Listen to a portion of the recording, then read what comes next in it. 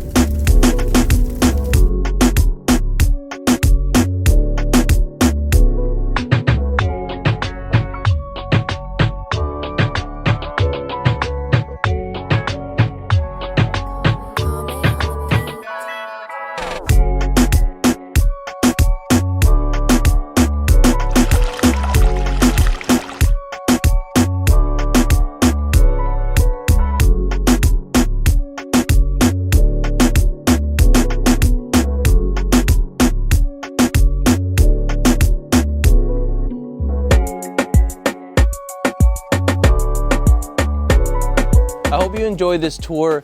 This home has a lot of value. If you live in the Bay Area and you're looking to buy an investment property, this will be a great possibility for a first-time buyer to have a home to invest in or live in. So if you have any further questions, don't hesitate to reach out, and I'll see you on the next one.